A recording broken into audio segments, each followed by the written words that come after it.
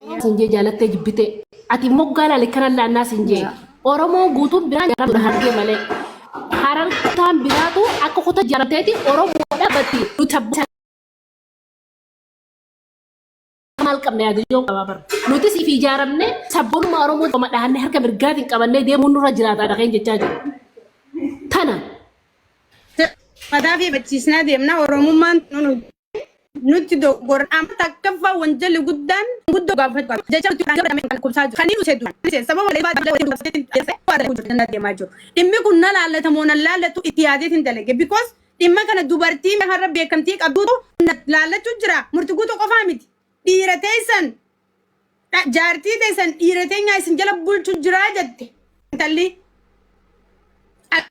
waan biraa fixxee arraba fixee tumurtee dhiira teenyaa dhala jaartii jala bulchaa jira jette niin jiru barbaadu harargeedha dhaggeeffadha simmeetii dhalaatti baafattu qabdi na dhaggeeffadha naa sinima dhiirti teenya dhalaa buko ittiin jilbiifattu dhalaa furdoo dhalaa borcee qabdu dhalaa harree qabdu dhalaa fuula bal'attu dhalaa afaan bal'attu hidhii rarraatu dhiirti teenya itti jilbiifattee hin dhungatu kiisii hin gootu humna siitti hin fitattu dhiira simmeetiisi axaaxa'uu dandeessutti dhiirti harargee maallaqallee baafti wajjinillee rafti wajjinillee deemti dhiirti harargee jechuun roomaantikiidha hindii fi faranjiinuu akka dhiirti harargee laayifiitti mattaltutti hin mattalan nama jaalatan akkanatti hanga isin jilbiibbattee dafka buuftee akka shaadaatti maqaasaa hoggukuma yaaftuu gadindisu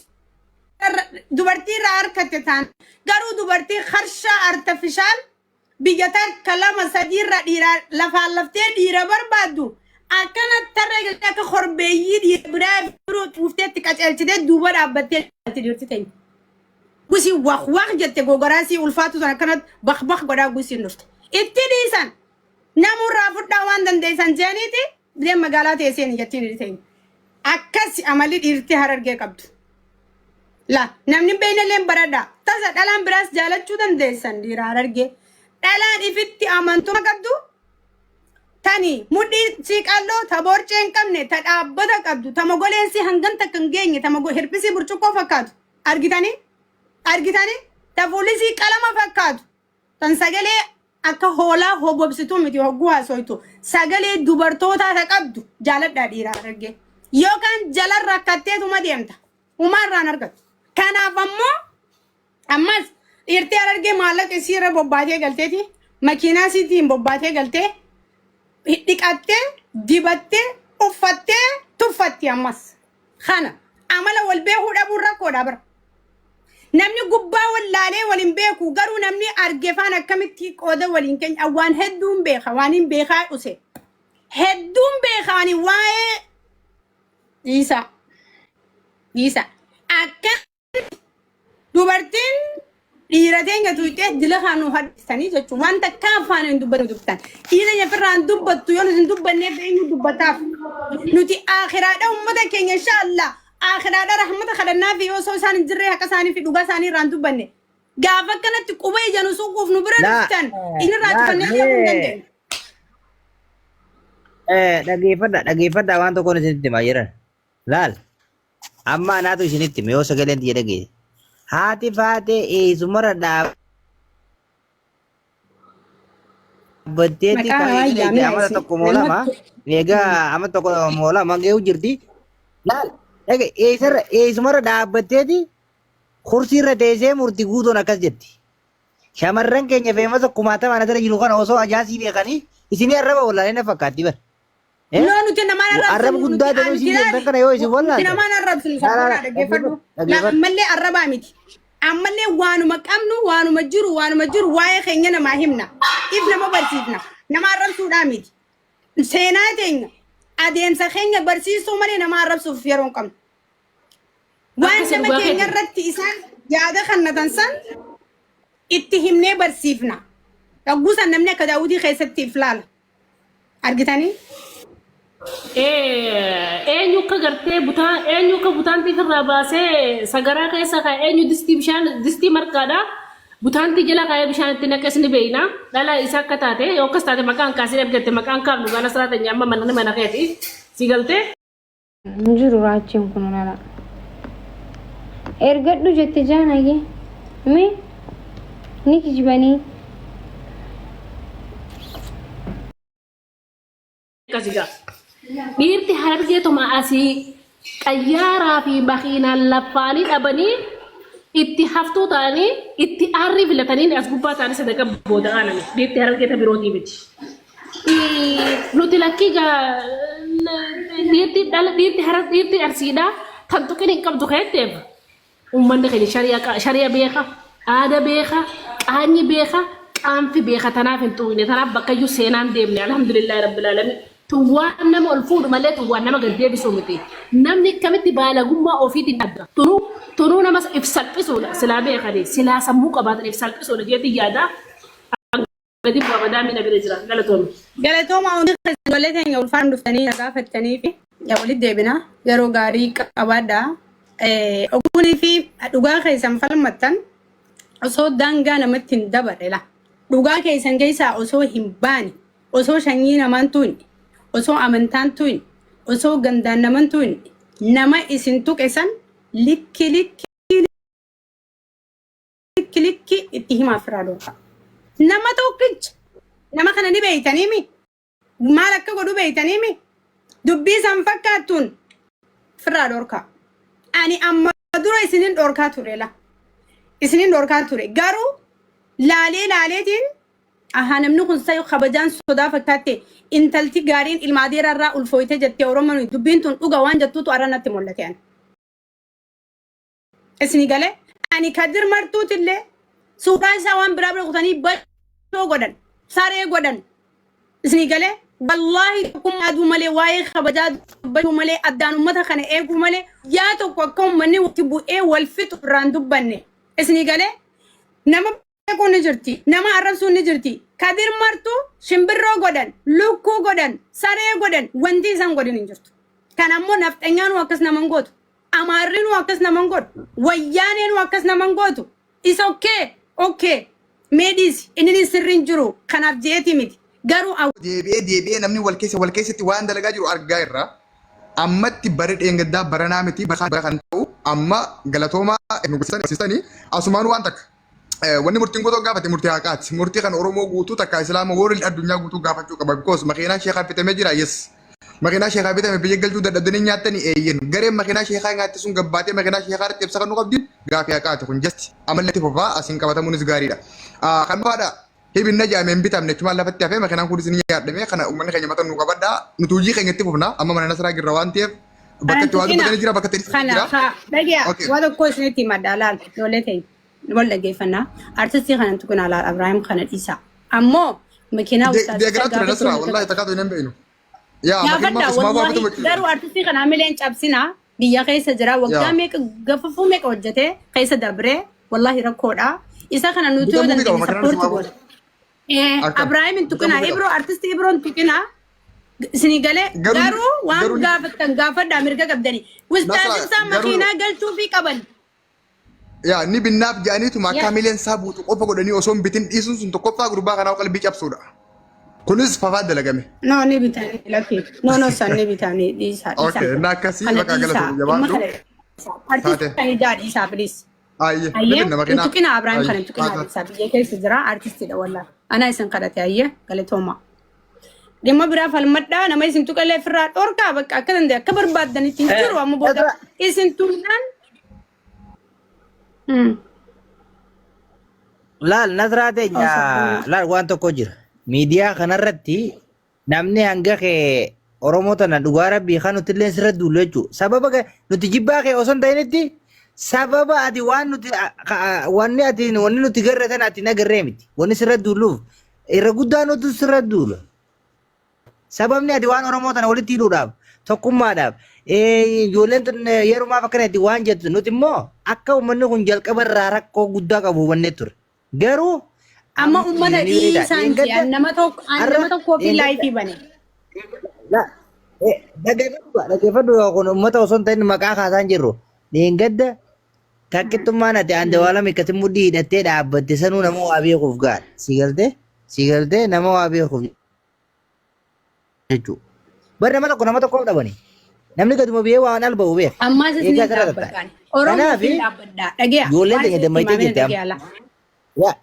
Yaa ammas ni dhaabbadha Oromoodhaa fi garuu nama ammoo dogongoraan amantaa tuqe nama shanyii tuqe nama ganda namaa tuqe nama agartee miti laalamma jechi kuni jecha salphaas ijoolleen teenya ijoolleen dhiiraa dhaggeeffadha la ijoollee tana qofaa miti dhiirtummaan harargeetu dhaggeeffadha jechi isiniin ja'ame kun jecha salphaas miti hin fakkaatin jaartii teessan dhiiratee nyaatu dhiiratee teessan jala qabanuun jechuun nuti sararanii jirra. Uummanni keenya harargee sararfamtee ijoolleen teenya ijoolleen dhiiraa sararfamtee jirti.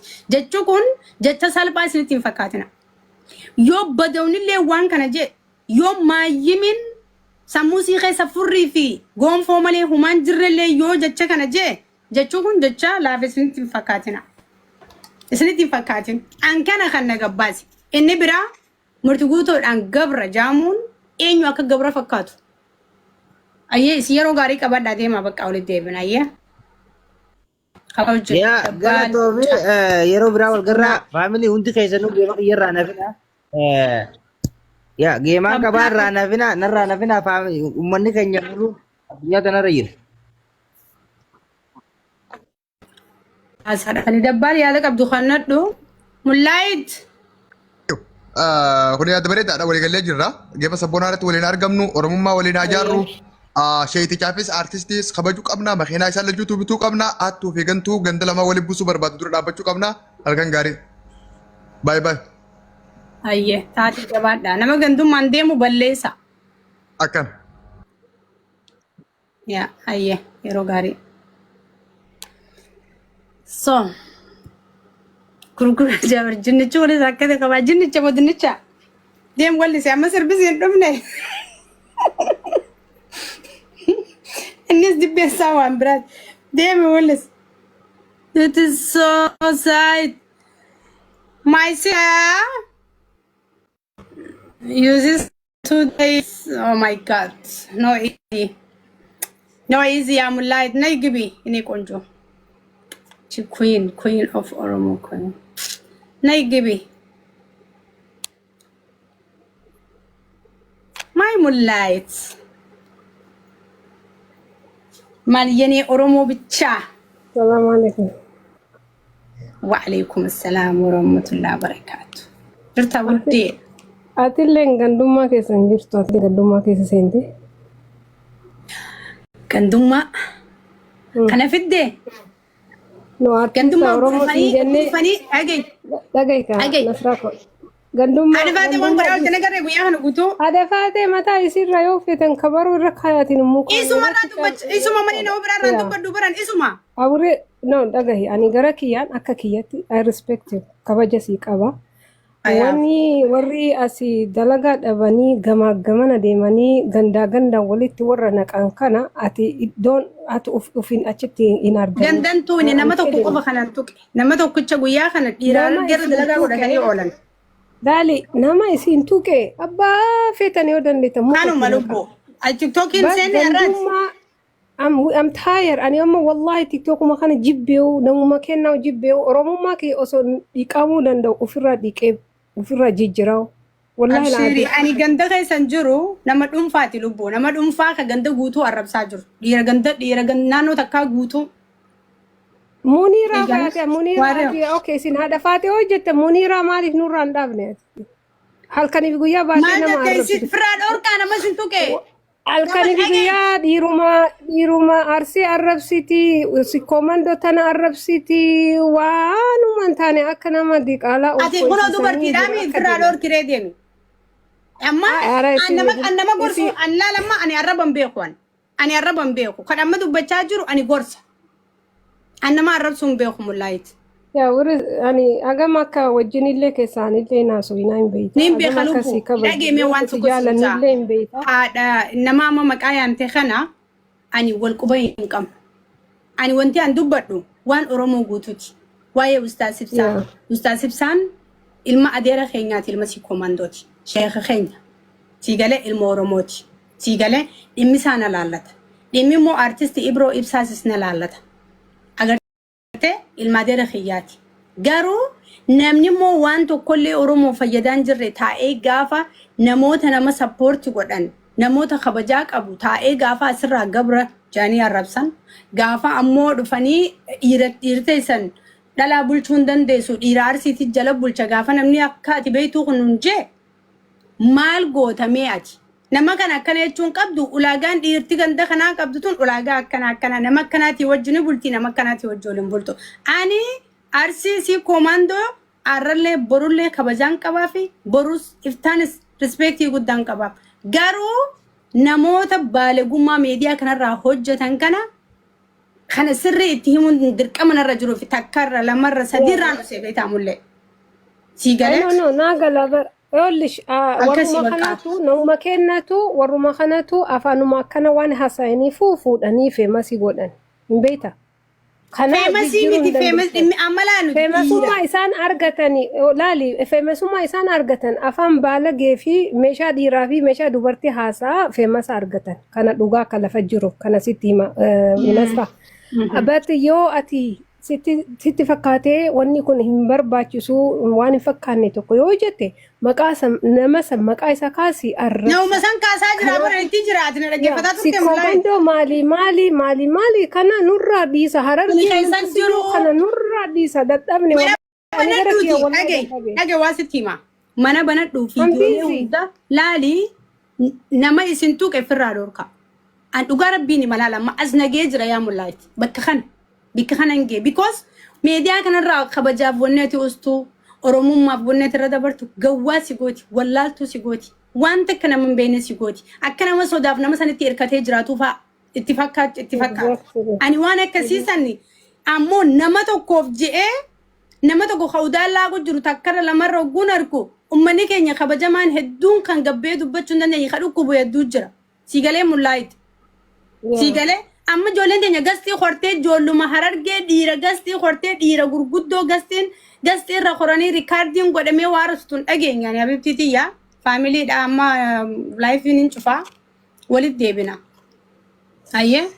Okay. Ani maanna techi Munira yoo dhaabdan dhaaba yoo firraa dhoorki deemi firraa dhoorki. Ani isiif hin dhiisuun anatu amma yeroo dhabee malee wallahi si argee jiraan ani dhimma isii irraan gaafatamu. Hayyee tole yoo Mariyoon hin cufa. Ishee lubbu. Ani nama tokko dhorkuu fi nama tokko hidhuudhaa miti. Ani nama dogongora jiru dogongora itti himuu qofa. Kan fudhatanii fudhata kan fudhananii dhiisa. Wariyoo okay. Dhukkeetti kaasii firaa dhorki lubbu. Nama garaa keessa ciniine.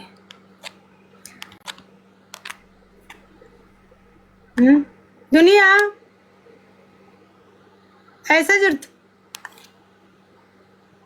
If jaalattu? Wayne.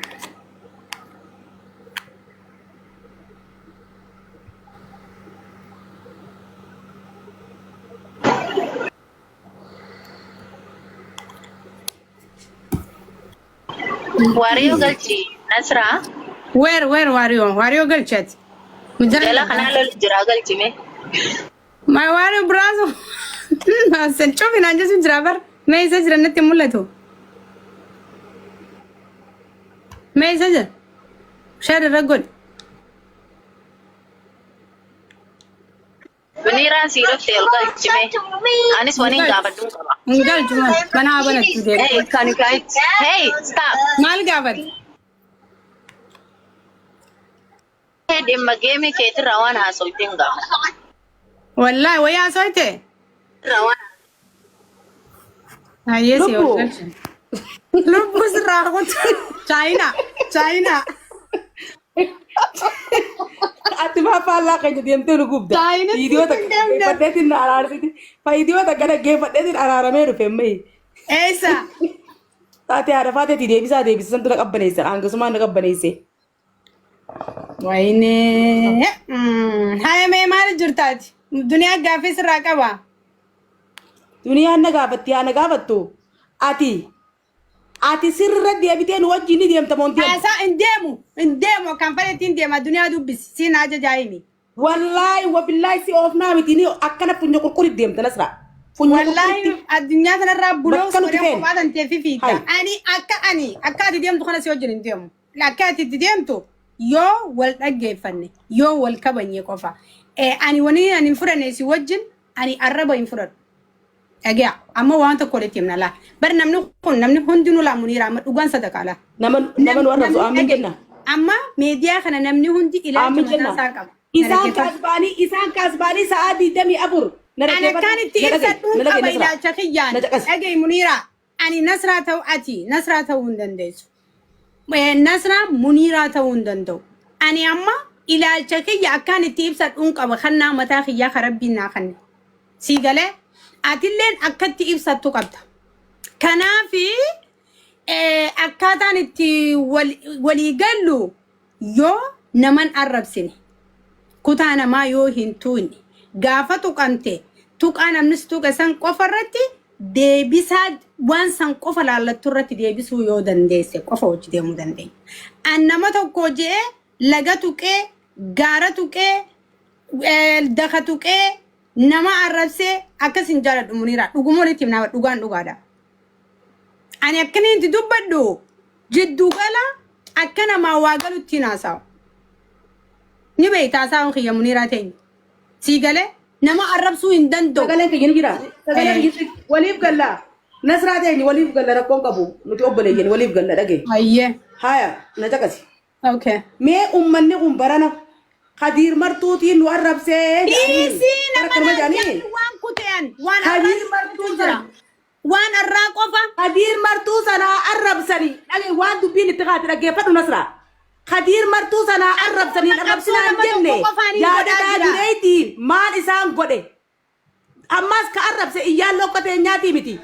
Nama gurguddaa gabbee arrabse sheekotii gabbee arrabse. Dadhabne laala haasawni walitti deemu reesaa sirreeffadhu Muniira ani jaaladhu ani waan arraa malee waan kalee deengiddaatti haasawaan jiru yaa Muniira.